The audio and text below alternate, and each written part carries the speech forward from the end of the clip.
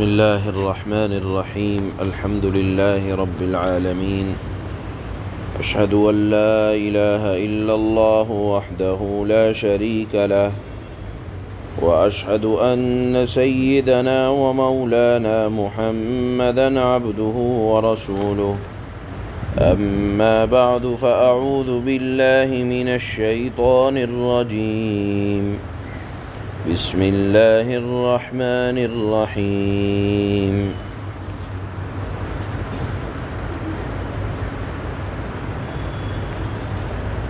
ونفخ في الصور ذلك يوم الوعيد وجاءت كل نفس معها سائق وشهيد لقد كنت في غفلة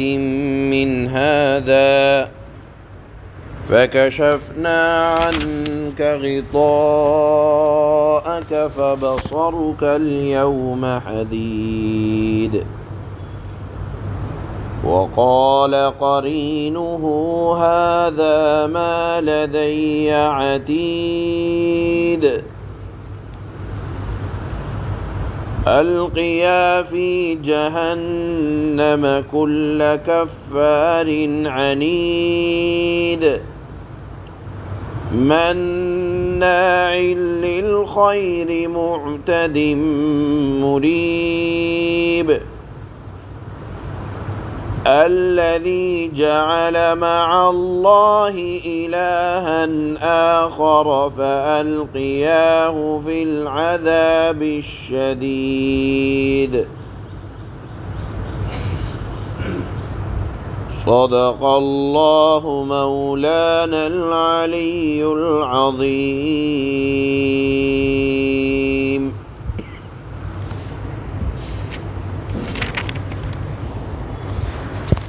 اس سے پہلے والی آیت میں یہ مضمون شروع ہوا تھا کہ اے انسان،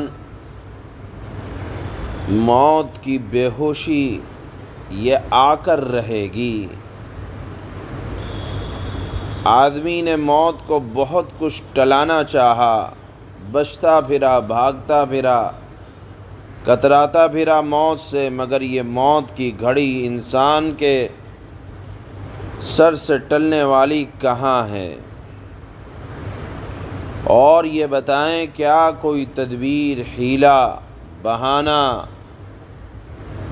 موت سے بچنے کے لیے کیا کبھی کسی انسان کو کام دیا؟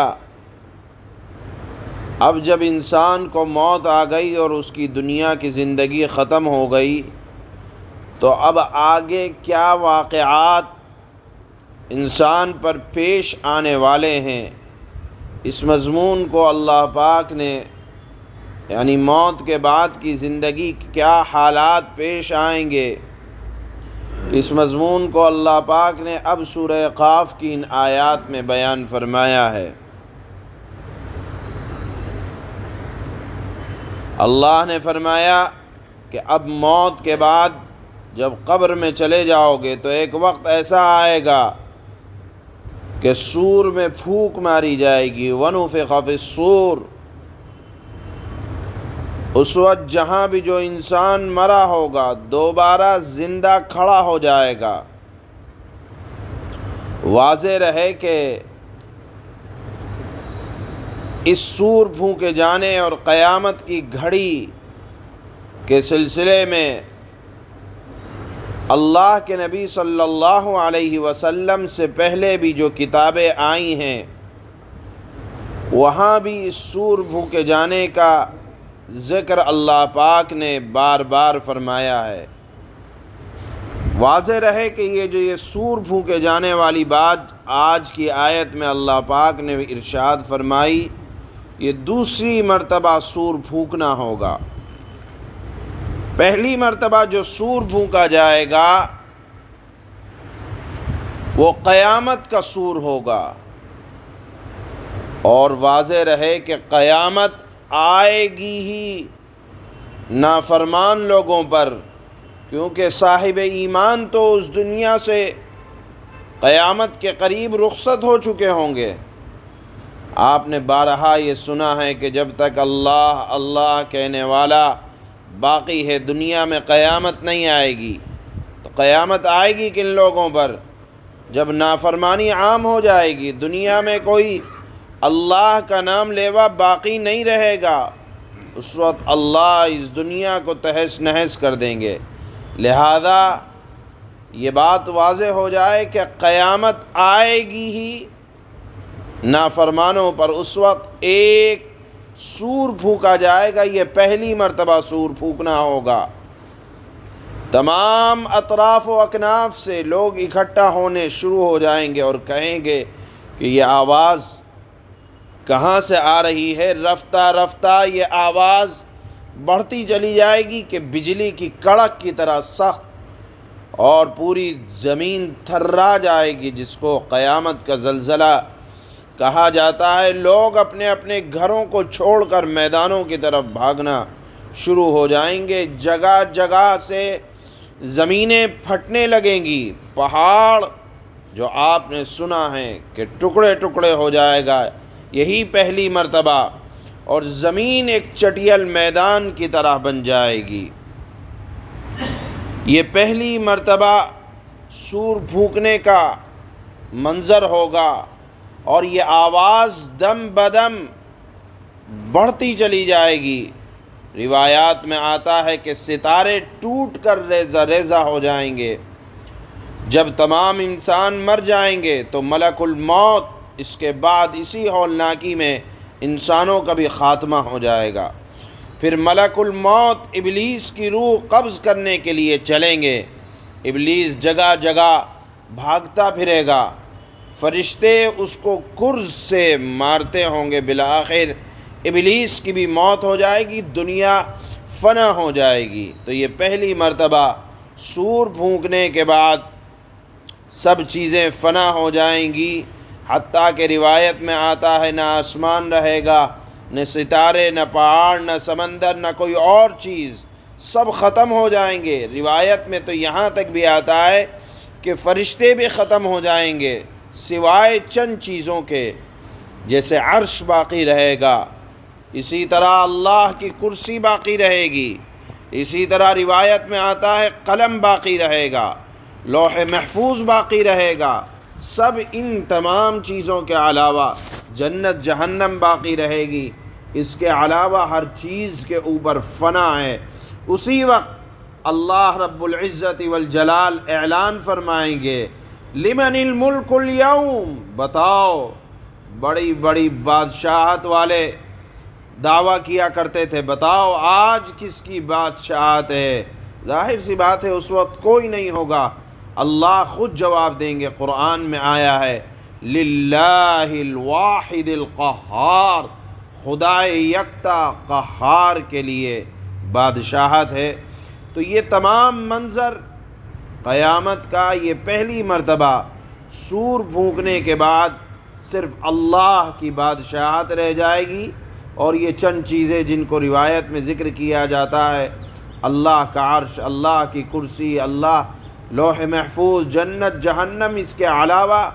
ہر چیز کے اوپر فنا ہو جائے گا، اللہ کی ذات باقی رہے گی، اور یہ عرش و کرسی وغیرہ یہ تمام چیزیں باقی رہیں گی، اور اس کے علاوہ دنیا کی ہر چیز جو مخلوق ہے اللہ اس کو فنا کر دیں گے۔ پھر اس کے بعد چند سالوں کے بعد دوبارہ اللہ کی طرف سے حکم ہوگا کہ اے سور پھونکنے والے فرشتے، آپ سور پھونکیں، اور اس کے بعد سور پھونکا جائے گا، لوگ دوبارہ زندہ ہوں گے۔ اسی دوبارہ سور پھونکے جانے کو کہ مضمون کو اللہ پاک نے آج کی آیت میں بیان فرمایا ہے، اور یہ سور پھونکے جانے کے بعد جو گوشت کی اور اسی طرح زمین پھٹے گی اور تمام لوگ اپنی اپنی قبروں سے زندہ ہوں گے۔ روایت میں آتا ہے کہ ریڑھ کی ہڈی موجود رہتی ہے، اور اس کے ساتھ سور پھونکنے کے بعد تمام اعضاء جڑنے شروع ہو جائیں گے، اور جیسے ہی سور پھونکا جائے گا روحیں اپنے اپنے جسموں میں ایسے لوٹیں گی جیسے پرندے اپنے گھونسلوں میں لوٹتے ہیں، اور تمام لوگ اپنی اپنی قبروں سے نکلیں گے، اور قبروں سے نکلنے میں سب سے پہلے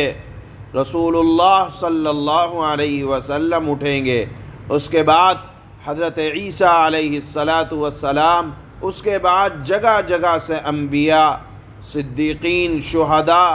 جو جہاں جہاں دفن ہوں گے وہاں سے اپنی اپنی قبروں سے نکلیں گے، اور عام مؤمنین اور پھر فاسقین کا اس کے بعد درجہ ہوگا۔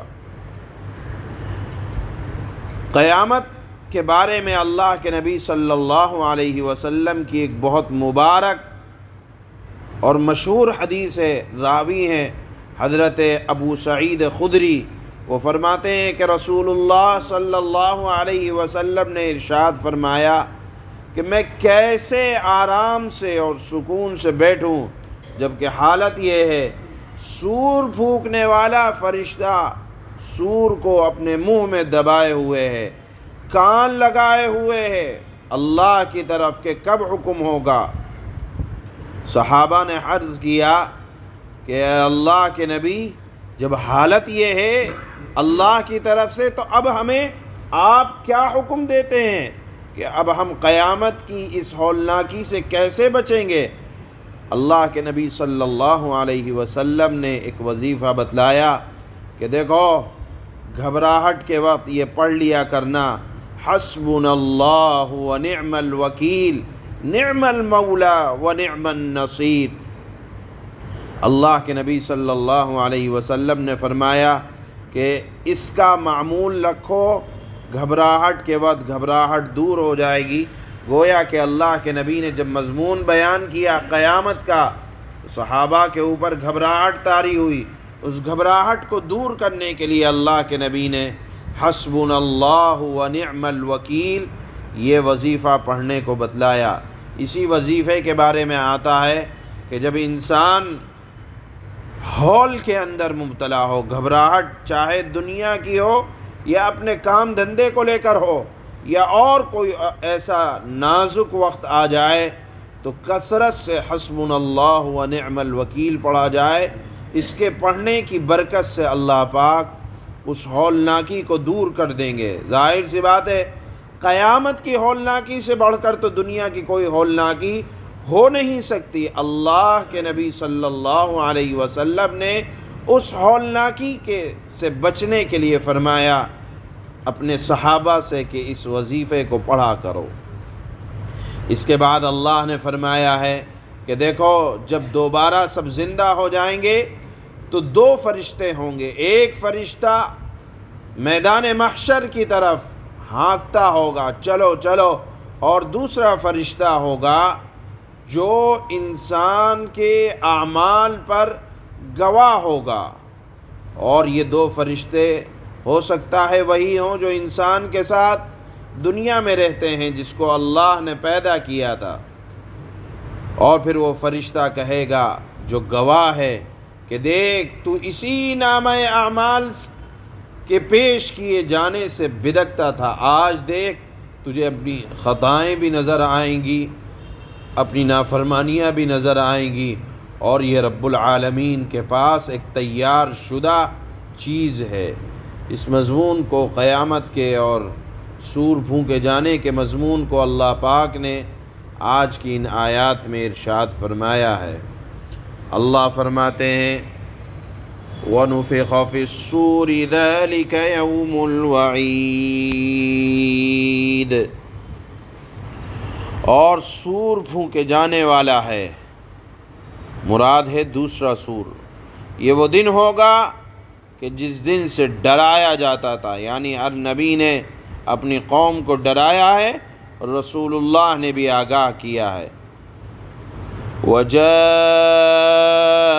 كُلُّ نَفْسٍ مَّعَهَا سَائِقٌ وَشَهِيدٌ، اور ہر شخص اس طرح آئے گا، یعنی دوبارہ زندہ ہونے کے بعد اپنی قبروں سے اس طرح نکلیں گے کہ اس کے ساتھ ایک ہانکنے والا فرشتہ ہوگا اور ایک گواہی دینے والا فرشتہ ہوگا۔